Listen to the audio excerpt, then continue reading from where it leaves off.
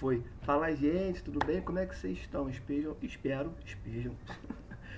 que todos e todas estejam ótimos, tá bem? Vamos lá.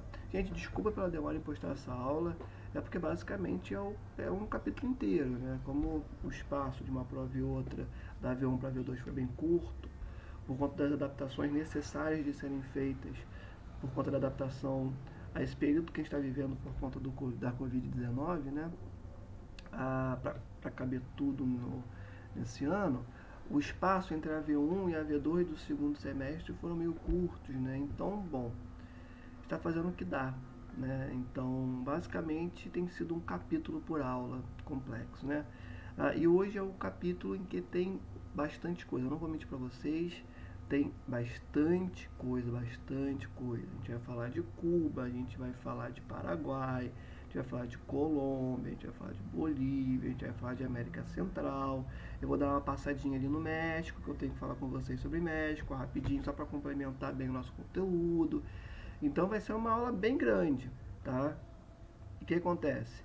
É, para deixar tudo mais dinâmico, para facilitar, né, a palavra certa é essa, para facilitar a vocês, eu não vou mostrar os slides nessa aula de hoje, tá? Vai ser só o meu rosto aqui falando com vocês. Dá uma parada na barba, tô mais bonitinho, só falta a sobrancelha aqui, pelo amor de Deus, né?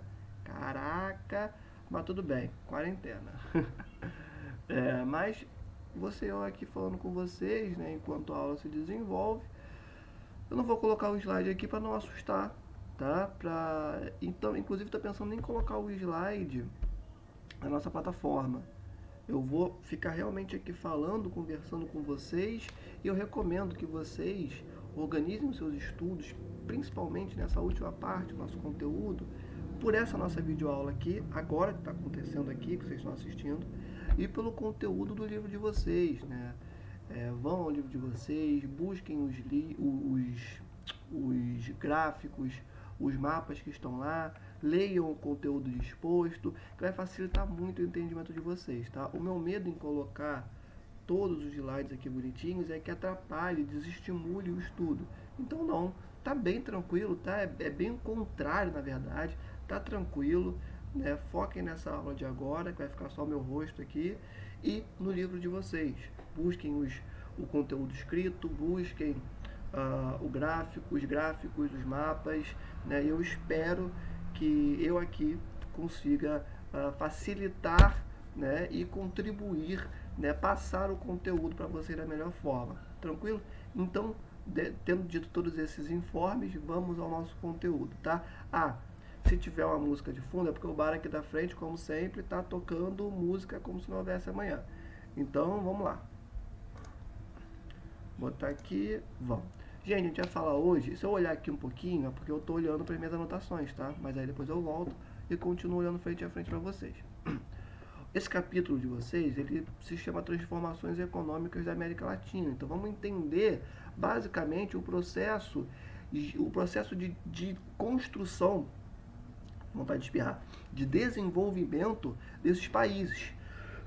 Sim, perdão. Passando pelo processo histórico, né, de consolidação desses estados, entendendo algumas características físicas, para a gente conseguir ter uma visão mais completa e complexa do que é a América Latina, né, a América do Sul, beleza? Passando ali pela América Central, né, completando essa passagem pela América Latina, né? Então vamos começar. Primeiro de todos os países é Cuba, um país tão famoso, né? Então vamos entender algumas características geográficas fundamentais de Cuba, tá? Deixa eu ver quantos minutos que eu já estou falando aqui. Estou há 4 minutos falando, show de bola. Vamos lá. Cuba, primeiro ponto é que é um país de terras baixas e de clima tropical. Antes de tudo, né, é um arquipélago. Eu vou chegar nesse ponto, né, mas Cuba é um arquipélago.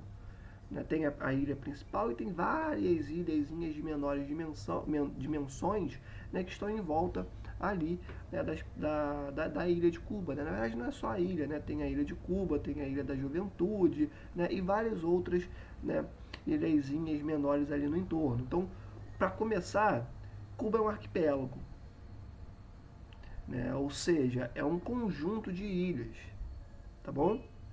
E é um país de terras baixas, ou seja, não tem grandes formações rochosas, não formações rochosas, né, mas não tem grandes estruturas geomorfológicas, né, como grandes montanhas, como grandes planaltos, não. Em suma, aqui ó, um relevo bem tranquilinho, tá? Terras baixas e um clima tropical. Né? Se a gente for olhar no mapa onde está Cuba, a gente vai perceber que está uma região de latitudes, né, não tão significativas e que também está próxima de uma região por onde passam correntes marítimas quentes, né? O que conforma esse clima de Cuba, né, ser um clima tropical, beleza? Então vamos continuar. Está situado na entrada do Golfo do México, né? Tem uma corrente marítima, que é a corrente marítima quente, né? Que vai influenciar inclusive lá o clima da Europa, né? Dos países ocidentais da Europa, que é justamente a corrente do Golfo do México. E Cuba está situada justamente na entrada do Golfo do México. Então a gente consegue perceber como que também há uma influência muito interessante, né, dessas correntes marítimas quentes sobre o clima de Cuba, sempre considerando também a latitude desse país que nós estamos estudando agora, tá? Como só para relembrar, quanto menor a latitude, mais quente, mais perpendicular os raios solares incidem sobre esse ponto. Quanto maiores as latitudes, mais frio, né? Porque a incidência de raios solares, né, deixa de ser tão incidente e passa a fazer, digamos assim, uma curvinha, né, o que diminui essa recepção desses raios solares por parte das regiões de maiores latitudes, beleza? Cuba tem uma latitude baixa, então esse é um ponto também que vai favorecer ao clima desse país ser um clima tropical. Tranquilão? Vamos continuar aqui. Basicamente está situada entre a Flórida e a Península de Yucatán. É um arquipélago, já falei para vocês, o que compõe esse arquipélago: Ilha de Cuba, Ilha da Juventude, mais numerosas ilhas de pequena dimensão, tá? E Cuba, né, esse arquipélago, né, é o maior, né, arquipélago das Antilhas. Por que é o maior arquipélago de todas as Antilhas? Porque nessa regiãozinha ali, né, nós temos várias pequenas ilhas, né, nessa região da América Central, que compõem nessa região. Inclusive a América Central é composta quando a gente pensa nessa parte, né, das Antilhas, das ilhas, né, temos as grandes Antilhas, que são as grandes ilhas, e temos as pequenas Antilhas, que são as pequenas ilhas, né, além da parte, né, territorial da América Central, né, mas nesse momento é bom a gente ter em mente que uma parte fundamental que compõe essa região que nós estamos estudando, que é a região da América Central, né, de todas essas ilhas que compõem essa porção da América Central, dizendo de novo, né, a maior de todas é Cuba, tá bom? O maior arquipélago, né, dessa região, dessa porção insular da América Central, ou seja, da porção da América Central que é compreendida por ilhas, que vão ser maiores ou menores, o maior dos arquipélagos é o arquipélago de Cuba, tá bom? Vamos passando, mas a gente vai falar especificamente sobre a América Central mais pro finalzinho dessa nossa aula, tá? Agora estamos nos debruçando sobre apenas o maior arquipélago, né, dessa região, que é Cuba. Vamos continuar. Basicamente tem 110.860 quilômetros de extensão, o que faz com que seja maior do que Pernambuco, pouco maior, pouca coisa maior do que Pernambuco, né? Um relevo predominantemente plano, como eu já falei para vocês, né? Existem ali baixos planaltos e planícies aluviais de solo fértil, ou seja, nós temos planaltos? Temos, porém são planaltos de pequena complexidade, diríamos assim, né? São planaltos pequenos, tá? E planícies aluviais. O que são planícies aluviais? Basicamente são planícies formadas ali por conta da deposição de material vindo de rios, tá? E se é material vindo de rios, óbvio que vai ter uma fertilidade bastante significativa ali por conta da deposição desses sedimentos que passam ali, né, por esse corpo hídrico que são depositados no seu entorno. Show? Então, basicamente, temos planaltos pequenos, de pequena expressão, e planícies formadas a partir da deposição de material, de sedimentos vindos de rios, tá bom? Daí vem o nome de planícies aluviais, né, que tem um solo fértil justamente por conta dessa deposição. Beleza? Vamos lá. O maior pico da ilha, né, só para vocês terem em mente, é o Pico Turquino, com 1994 metros, né, faz parte da Serra Maestra, no sudeste do território cubano. Interessante. Vamos continuar. Cuba tem um clima tropical úmido, né, com uma temperatura média ali de 26 graus Celsius. Estamos muito acostumados com temperaturas médias como essa aqui no Brasil. Uma precipitação que vai de 1.200 a 2.000 milímetros, né, anuais, ou seja, precipitação interessante, né, bem bacana. Uma vegetação intensamente devastada. Durante o processo de ocupação cubano, essa floresta, né, foi bastante devastada. Basicamente são florestas tropicais, tá? Eu acho que está bem claro, né, bem tranquilo essa visualização de que tipo de vegetação é essa, né? Só dando uma pausa, já falamos que Cuba é um país, né, que está localizado numa região de baixa latitude, que tem influência de correntes marítimas. Vimos que a temperatura média desse país é de 26 graus Celsius, uma taxa de pluviosidade, ou seja, de chuva anual de 1.200 a 2.000 milímetros por ano. Qual tipo de vegetação se adapta a uma região de clima tropical úmido? Uma floresta tropical. Beleza? Já vimos em outros momentos que florestas tropicais e equatoriais são características de regiões de latitudes mais baixas, mais quentes, tá? Mais úmidas, e que conforme nós vamos aumentando de latitude, né, e obviamente mudando algumas configurações, mas pensando principalmente na latitude, nós vamos tendo mudanças nessa vegetação, né? E aí vamos passar por uma vegetação de clima temperado, né? Quanto mais frio, mais mudanças vamos percebendo, né? Aí podemos ver algumas estepes, dependendo da diminuição da umidade, enfim. O que eu quero deixar claro para vocês que é importante é a percepção da relação entre o clima, tá? Ou seja, calor e umidade, com o tipo de vegetação que vai se originar. No caso de Cuba, por tudo que a gente já falou até agora, é bastante óbvio que essa vegetação será uma vegetação tropical. Cuba tem um clima tropical úmido, logo essa vegetação será uma vegetação tropical. Show de bola? Vamos continuar aqui. E ao longo do processo de ocupação desse território, por parte dos espanhóis principalmente, nós tivemos um extenso processo de devastação dessa vegetação tropical que compõe ali o território de Cuba. Tá? Temos alguns pinheiros, mas aí já estão nessas pequenas regiões que possuem uma altitude mais significativa. Aproveito para fazer uma lembrança também para vocês. Quanto maior a altitude, menor a quantidade de gases atmosféricos que são responsáveis pela absorção do calor, logo mais frio. Portanto, para ser mais específico, a cada 180 metros que subimos, diminuímos 1 grau Celsius. Então, a cada 180 metros que subimos, menos 1 grau Celsius, beleza? Então, os pinheiros em Cuba estão localizados, obviamente, nessas regiões maiores, de maiores altitudes. Show? Vamos continuar aqui. Deixa eu ver quanto tempo que eu já estou falando. 13 minutos, tem bastante tempo ainda. Agora vamos entender um pouquinho sobre a Revolução Cubana. Vamos ver como é que a estrutura política de Cuba se deu de lá até aqui. Obviamente que para começar a falar da Revolução, eu vou ter que voltar alguns anos antes, para entender o que motivou esse processo revolucionário. Beleza? Vamos lá. Então vamos falar um pouquinho do fim da colonização em Cuba. Vamos partir do ano de 1898, quando houve, né, uma guerra hispano-americana, ou seja, uma guerra entre Espanha e Estados Unidos. Antes de qualquer coisa, Cuba era a colônia da Espanha, tanto que lá eles falam espanhol, beleza?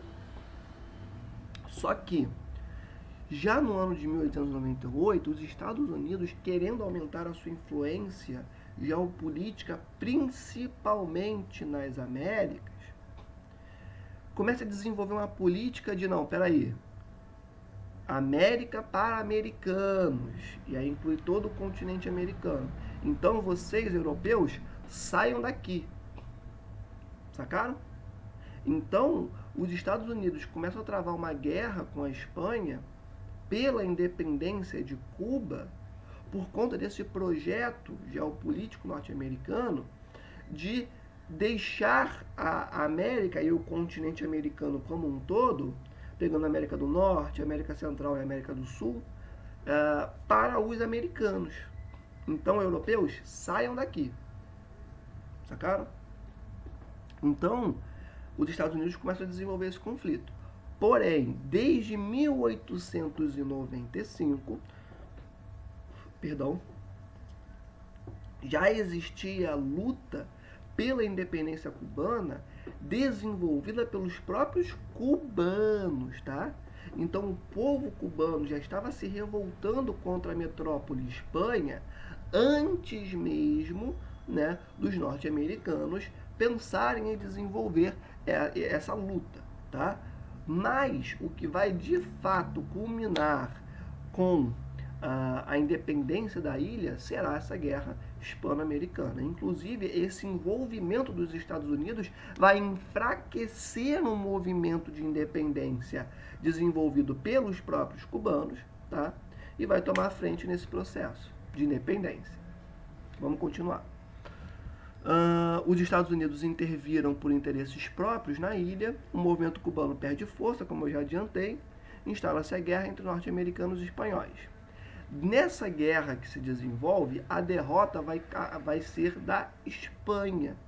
A Espanha será derrotada no dia 12 de 8 de 1898.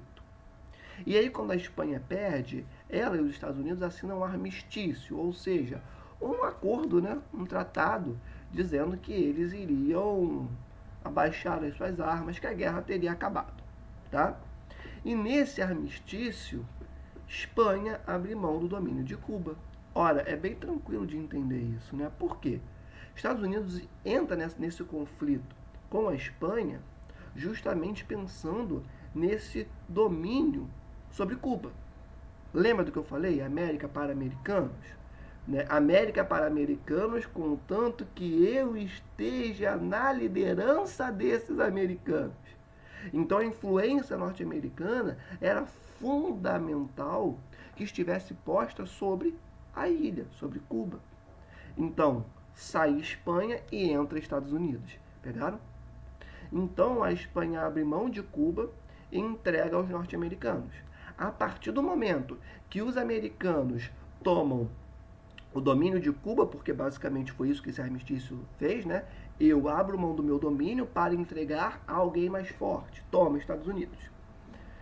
E a partir do momento que isso acontece, é assinada a Emenda Platt. E o que dizia a Emenda Platt? Basicamente, colocava Cuba enquanto um protetorado dos Estados Unidos. Professor, protetorado? Calma, vem comigo. A partir do momento que isso é posto, os norte-americanos tinham o poder de intervir militarmente em solo cubano. Pegaram? Pegaram a lógica?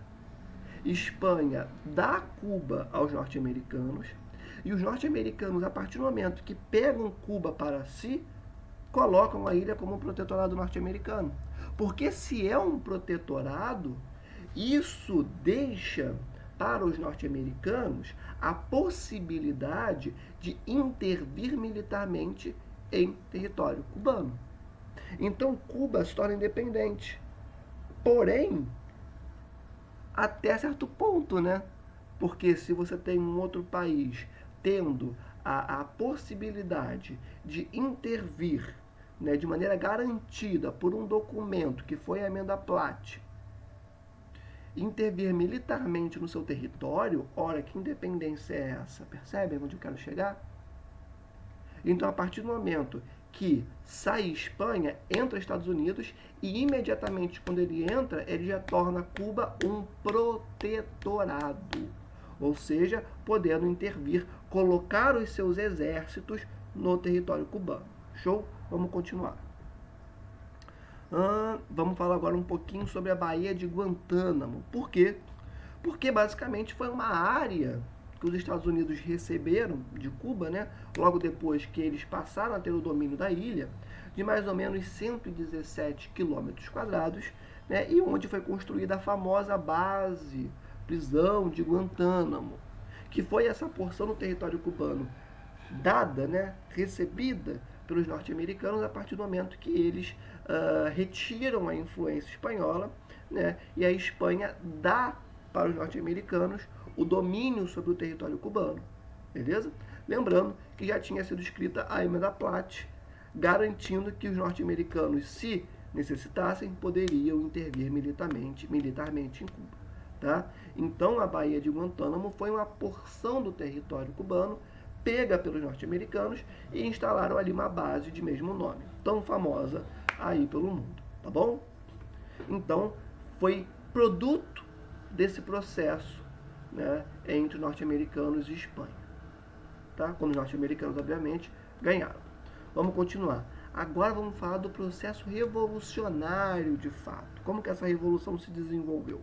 Bom, antes de qualquer coisa, fumo e cana-de-açúcar eram os principais produtos exportados, beleza? E nesse momento existia uma aparente tranquilidade ali em Cuba. Durante toda a primeira metade do século XX, Estados Unidos tinham ganho, né, a guerra, tinha tornado Cuba seu protetorado, Cuba exportava fumo e cana-de-açúcar e existia ali uma relativa paz, uma relativa tranquilidade. Tá? Só que acontece, eu não preciso nem dizer que Estados Unidos tinha um poder político sobre Cuba monstruoso, né? Caramba, era um protetorado. Os caras podiam intervir militarmente, sabe? Colocar exércitos diretamente no território, né, ali do seu lado. Então, dizer que Estados Unidos tinha um poder político muito grande sobre Cuba é até meio redundante, tá? Então, obviamente que todos aqueles políticos, todos aqueles governantes que eram postos no poder de Cuba tinham uma influência, recebiam uma influência muito grande dos Estados Unidos, de tal forma que eles eram apadrinhados e sustentados pelos Estados Unidos. Professor, como assim sustentados? Ajuda militar, ajuda econômica, beleza? Então, aqueles que chegavam ao poder cubano, nesse momento, início ali do século XX, basicamente, tinham que passar pelo viés norte-americano. Os norte-americanos teriam que dizer, não, tudo bem, tranquilão, você pode aí assumir o poder porque você é dos nossos, tá tranquilo. Então, eram governantes apadrinhados e sustentados pelos norte-americanos. Não, peraí, você está precisando de um dinheiro aí para poder construir um cassino, para poder, eu vou falar por que do cassino, para construir um cassino, para construir alguma infraestrutura, não, para escoar sua produção de cana-de-açúcar e de fumo, não, peraí, eu vou te emprestar aqui, toma aí um dinheirinho, sacaram?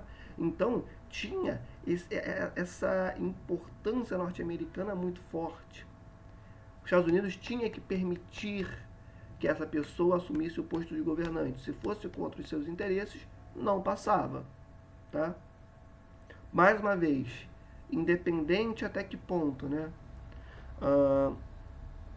E tem essa questão que é fundamental de se compreender. Praticamente todos os imóveis, terras, fábricas e etc. pertenciam a norte-americanos. E esse é um ponto muito interessante, por quê? Porque alguns estudiosos colocam, inclusive, que é como se Cuba fosse... Sabe o pessoal que tem uma casa de veraneio? Casa de veraneio. Né? É um complemento à sua casa principal, poderíamos dizer assim. Cuba era isso dos Estados Unidos, era um puxadinho, né? Era um puxadinho dos Estados Unidos. Então, muitos norte-americanos iam para Cuba com a intenção de quê? Pô, estou querendo enriquecer com a exportação de cana-de-açúcar. Então, peraí, eu vou lá para Cuba, que eu sei que eu vou ter uma série de facilidades, porque eu sou norte-americano, vou comprar ali um pedaço de terra e vou produzir cana-de-açúcar e vou enriquecer vendendo cana-de-açúcar. O que essa conjuntura gerou? Gerou uma dependência da ilha cubana em relação aos norte-americanos monstruosa. Por quê? Os principais imóveis eram de norte-americanos, as principais terras eram de norte-americanos, as principais fábricas eram de norte-americanos. Lembra que eu falei que os principais produtos exportados por Cuba eram fumo e cana-de-açúcar? Eu não falei isso aleatoriamente. Eu não falei isso porque eu achei bonito. Eu falei isso porque se as principais terras estavam nas mãos dos norte-americanos, isso significa que os principais responsáveis pelas exportações que saíam de Cuba eram norte-americanos. E a população cubana, onde é que fica nisso? Não fica. Não fica. A população cubana passava por situações econômicas muito complicadas. Fome, pobreza. Por quê? Porque quem detinha todas as infraestruturas, todos os caminhos necessários para que um desenvolvimento econômico se desenvolvesse eram os norte-americanos. E eles estavam preocupados com as necessidades do seu país ou dos seus próprios bolsos. Entendem? Não tem uma preocupação nacional, eu quero construir um projeto de desenvolvimento nacional em Cuba. Não. A minha intenção é lucrar com cana-de-açúcar, com fumo. Minha intenção é lucrar com imóveis. Cuba é uma região que recebe muitos norte-americanos para passarem férias, então eu vou lá construir um hotel para receber essa galera. Então, cadê a autonomia do povo cubano? Entende? O presidente que deveria fazer algo está totalmente de acordo, porque se não estivesse de acordo, nem enquanto presidente ele conseguia chegar, porque tinha que passar pelo viés dos norte-americanos. Né? Então não tinha muito o que ser feito ali. Né? Voltando sobre essa questão dos norte-americanos irem para passar férias. É isso, né? Cuba era um puxadinho dos Estados Unidos. Era o lugar para o qual os norte-americanos, nas suas férias, iam passear. Então eles iam para lá para principalmente buscarem a vida noturna e para buscarem os cassinos, que estão dentro da vida noturna. Né? Então Cuba era isso, cassino. Cassino, plantação de cana-de-açúcar e fumo e hotel para norte-americano ir para lá e se instalar. E as fábricas eram de quem? Dos norte-americanos. Né? Então era isso, né? Mais uma vez, um puxadinho dos Estados Unidos. Beleza? Ficou claro isso para vocês? Então vamos continuar. Vamos falar agora de um sujeito chamado Fulgêncio Batista. Antes disso, quanto tempo? 27 minutos. Volto na próxima parte.